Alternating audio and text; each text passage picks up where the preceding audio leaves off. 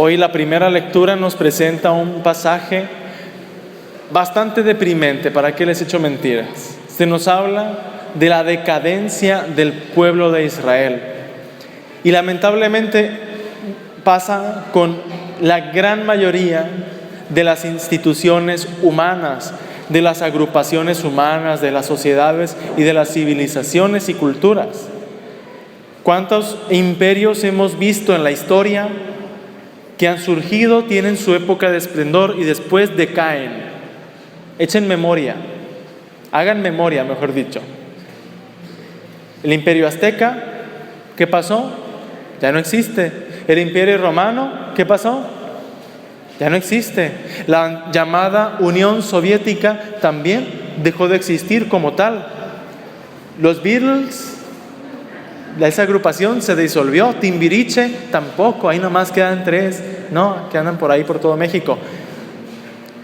Es casi como una regla, aunque no quiero decir que sea necesario, pero sucede que los grupos humanos van como llegando a decaer y descomponerse hasta que terminan disolviéndose. Y escuchamos que el pueblo de Israel pasó también por una época de descomposición o desintegración social. Y la constante no es tanto que los grupos humanos se desaparezcan o se echen a perder o se pierdan.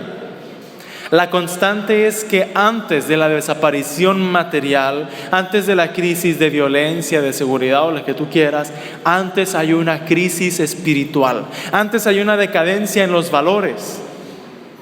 Así comienza el pueblo de Israel a alejarse del plan de Dios. Abrazaron las prácticas idólatras, paganas, y se alejan del plan de Dios. Y entonces es cuando se hacen vulnerables y no pueden resistir a la presión de otros pueblos que los conquistan, los esclavizan y los destierran, los sacan de su tierra.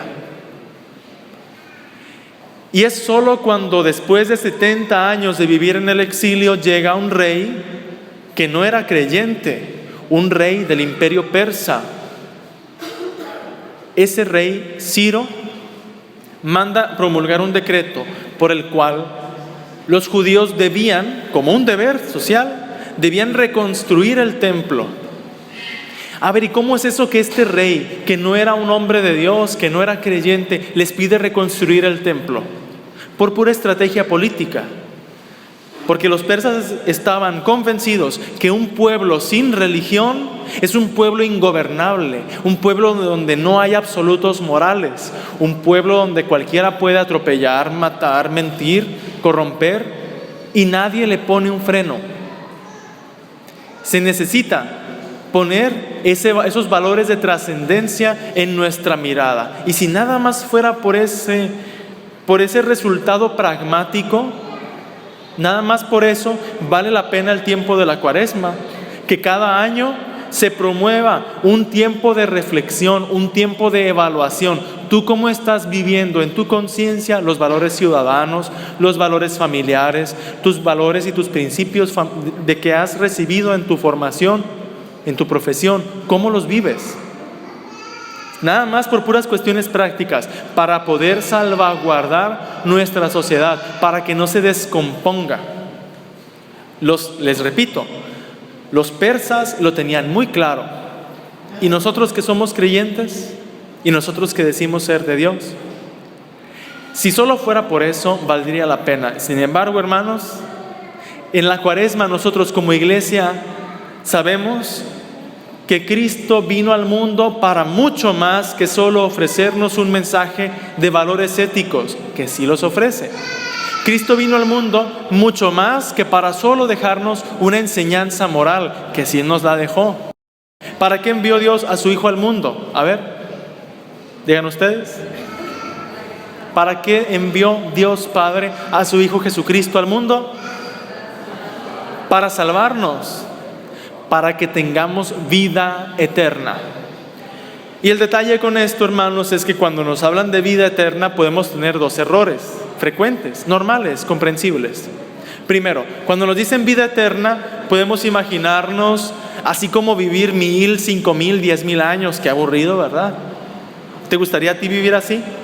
San Agustín incluso dice que tener una vida así larga, interminable, así como es nuestra vida ahora mismo, con expuestos al dolor, expuestos a la fatiga, expuestos al cansancio, sería más bien como el infierno, sería un castigo, una tortura. Por eso cuando nos dicen o nos hablan de la vida eterna, nuestra imaginación nos estorba. Pero la vida eterna, yo te digo, no es exactamente eso. O también podemos tener el error de que cuando nos dicen la vida eterna, pensamos, no, pues el más allá, ser como angelitos, como espíritus. Sin embargo, hermanos, la vida eterna tampoco es eso, porque la vida eterna comienza aquí, ya comienza. ¿Cómo? Cuando Jesús nos habla de vida eterna, no está pensando en el tiempo, no está pensando en el más allá. Les voy a decir un ejemplo de algo muy cotidiano para que comprendamos en la visión de Jesús qué significa vida eterna. Ustedes ya fueron al súper en esta semana, ya fueron al supermercado, ya compraron las cosas de la alacena. A ver, ¿sí o no? ¿Fueron? Si ustedes son buenos compradores y siguen los consejos de la Profeco, ¿qué es lo primero que haces cuando vas a comprar un cartón de leche, una lata de comida o un medicamento? ¿Qué haces?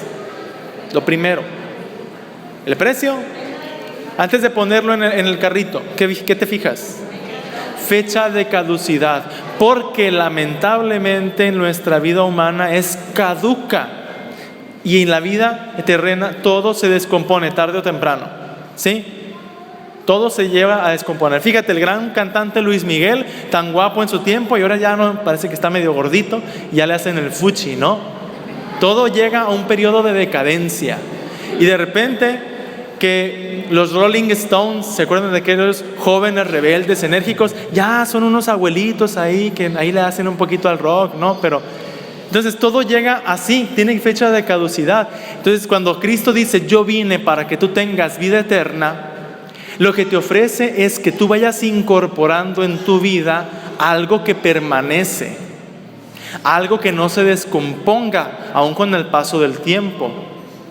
Ideas, principios, valores, acciones, decisiones que tengan eternidad, que tengan un horizonte, no solo del momento así inmediato. ¿Cómo se ve la vida eterna? Cuando alguien siembra un árbol y piensa, yo estoy sembrando este árbol con mucho amor, lo estoy cuidando, lo estoy regando, aunque después otro sea el que se coma los mangos y esté a la sombra. Yo ahorita estoy construyendo a mi familia, aguantando las inmadureces de mis hijos o de mi pareja, porque sé que tenemos futuro. Eso es pensar con vida eterna, es vivir ya vida eterna, no una vida provisional, una vida caduca. A mí me da mucha tristeza cuando voy a una casa de alguien y pregunto, oigan, ¿y ya pintaron? No, para 2, 3 años que vamos a vivir aquí. ¿Para qué pintamos? ¿Para qué arreglamos? Eso es tener vida caduca, con fecha de caducidad. No vida eterna, vida permanente, vida perdurable. Tú puedes decidir si quieres tener vida eterna o vida caduca.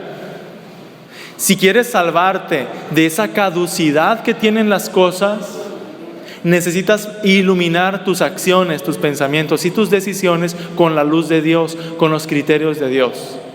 Es lo que dice Cristo, yo no vine a condenar a nadie, yo vine a salvarlos. Y salvarte es dejar que tus acciones estén inspiradas por esa vida de Dios, por esa eternidad.